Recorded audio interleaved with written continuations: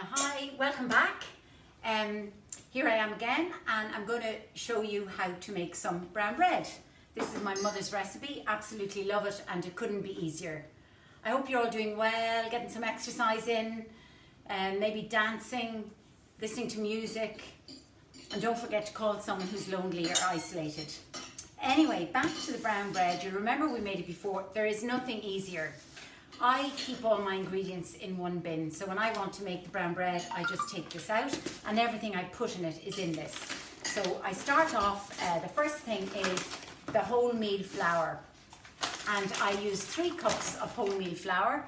I use this little cup, so that's my cup, 3 cups of wholemeal flour. Again, I'm using the see-through bowl so you will see it, but it's a bit small. I have a horrible feeling that I will actually ultimately make a little bit of a mess again. But anyway, I think it's worth that you can see what I'm doing. Okay, 3 cups of flour. 1, 2,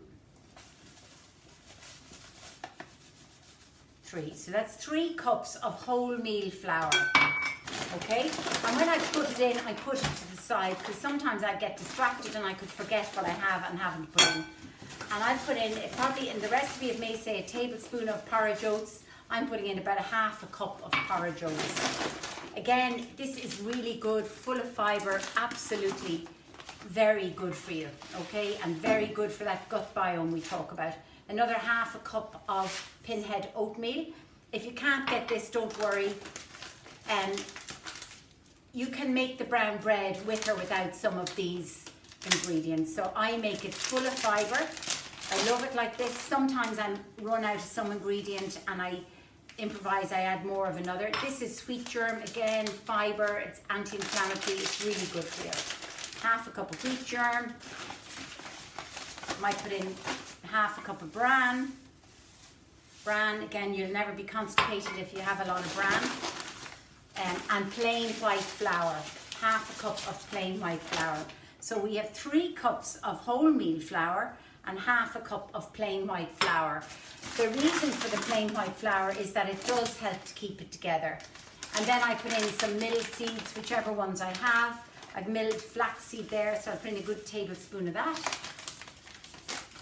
And some seeds. We love seeds. You can put in nuts, whatever you like, you can put into your brown bread. So I'm going to put in a tablespoon, very big tablespoon of seeds. They're sunflower seeds, and this is sesame seeds. Okay, some sesame seeds. Now, to make the brown bread, I use buttermilk, okay? So, the rising agent then we will use is bread soda. So, with buttermilk, as I said in the scone recipe, with sweet milk you use baking powder, and with buttermilk you use bread soda. So 1.5 teaspoons of bread soda, okay? And actually I never do it myself, but I know it's in the recipe. This is my mother's recipe. A pinch of salt. So if I found the salt, I would put a pinch of salt in. Now, back again. So a pinch of salt, just to see what that's. They say it's good to let things mix and rise, but I have to say, as I have already said, I generally do not put salt in. And you see how I'm getting my spoon, my lovely spoon, basting spoon, down to the bottom, hoping not to spill too much, and I'm bringing up all the flours from the bottom to mix it all in well, okay? Then when that's mixed well, I get my buttermilk. I'll give it a good shake because it can be thick at the top and liquid at the bottom. The fat will kind of rise to the top, and then I pour it in. About, for this amount, you could start off with just over 1/2 litre, and I'll mix it in. Cooking is an art, not a science, but when you're baking, you must balance the right amount of liquid to the amount of solids. So it is important, I'll take that out of the way, that I have the right amount of liquid here on this. Now what I'm looking for with this is that it will be too wet to handle and too dry to pour. So it's not going to be sloppy, because you can almost pour sloppy, can't you? But too wet to handle. So unlike the scones were perfect. I could have put them out on the board and cut them up. I want this to be too wet for that. It's funny doing it in a much smaller bowl. I don't quite have the concept of the quantity, but we're getting there. And you see how I'm getting down to the very bottom, and bringing up any dry flour. I'll mix it in and bringing it up and mixing it all in, okay? And you can see this is quite wet. It's probably just a tiny, well maybe it's not actually, maybe a tiny piece too wet. So just mix it in.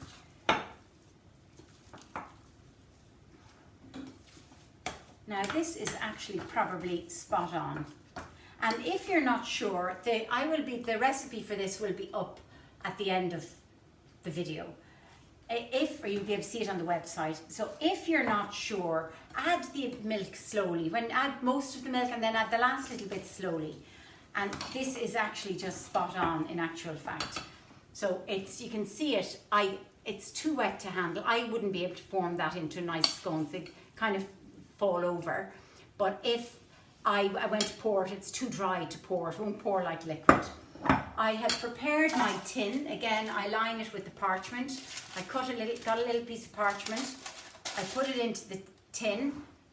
I got my fingers into the edges and then I cut down the slits so it stays in. And now I'm going to pour this mixture, and it won't pour in, so I have to shovel it along a little bit with the spoon into the tin.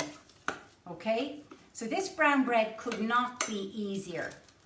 And it's so good for you. It could not be easier to make. And it's so good for you. It's full of fibre. There is no added sugar. So you can have your little treat of a scone if you're eating brown bread most of the time. And remember that our gut loves fibre. And it helps to keep our gut biome healthy. So the bacteria in our gut love fibre. And then it's a really nice thing I like just to add a few oats on top. And bingo, there you go. And that'll go into the oven for an hour. Okay? I just have my tray at the wrong height. So just to recap, the brown bread is so easy to make. You can use whatever dry ingredients you like, but the basis is your wholemeal flour, 3 cups of wholemeal flour, half a cup of white flour, and then whatever else you like. I add in porridge oats, half a cup of porridge oats. I love pinhead oatmeal. It's hard to get. Actually, the only place I find I can buy this is in Dunnes Stores. None of the other big supermarkets seem to stock it anymore, and this gives it a lovely nuttiness. This is pinhead oatmeal. It's actually really nice in porridge as well. And one of the days we'll do overnight oats, and it's delicious. It gives it a lovely, nutty, fibrous texture that I really like. I'll add in mill seeds. They could be any mill seeds, and if I see them on special offer, I buy extra bags and then I have them there. These are flax seeds, which are great. They're anti-inflammatory.